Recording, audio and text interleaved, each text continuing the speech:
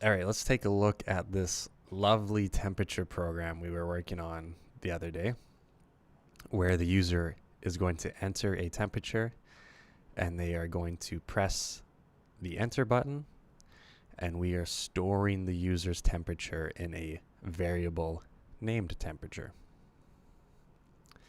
So let's say I have the perfect temperature. Let's say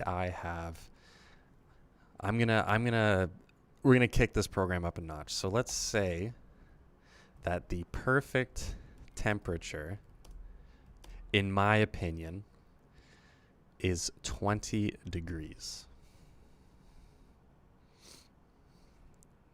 That's fair, right? Let's be even smarter here. The perfect temperature is 20 degrees. Is this value ever going to change? I don't plan on changing it. That's the perfect temperature. So maybe let's make this a constant. And if we make something a constant, we should probably change the name so that it is all caps, and we use underscores to separate words. Okay, so what does this have to do with if statements? Well, when the user clicks this button, they have given me a temperature. So I could say if the temperature that they have given me, which is stored in this temperature variable, if that temperature is less than what I have declared to be the perfect temperature,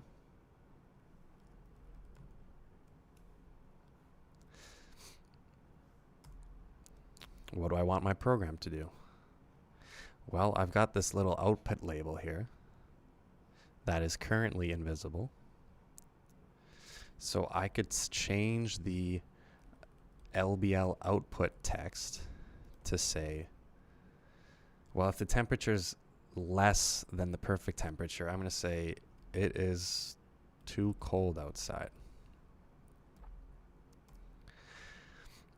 And my label right now is invisible, so let's make it visible. So that was, we should know how to do that. Let's introduce multiple if statements. Let's use if-else statements. So think to yourself, we've already covered one situation with the temperature being less than the perfect temperature. What else could possibly happen in this program? Well, the user could enter something that is too hot. They could enter a temperature like 100 degrees, and it is way above 20, the perfect temperature. So I've already covered the situation of them giving me a temperature that's less than the perfect temperature. But what else could they tell me? Well, else if, whoopsies, they could tell me a temperature that is greater than the perfect temperature. So what I have done here is I've made an if statement and I've paired it with an else if. All that has allowed me to do is make two conditions. It's checking if this is true, and if this is not true, maybe this is true, and it's going to this else if statement. So if temperature is greater than the perfect temperature, I can say it is too hot outside.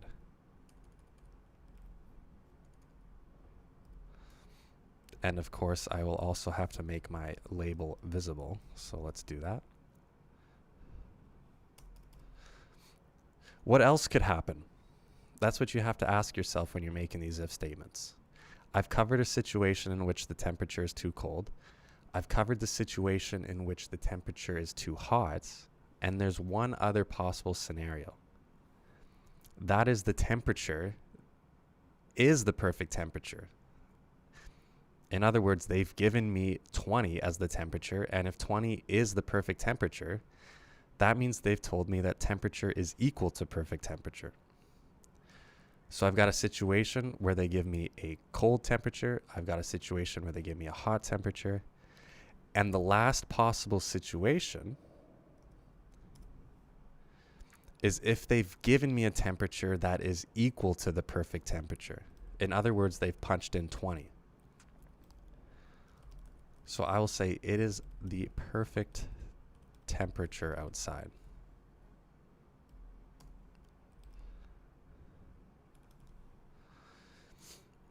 Notice how I don't have a condition on the else statement.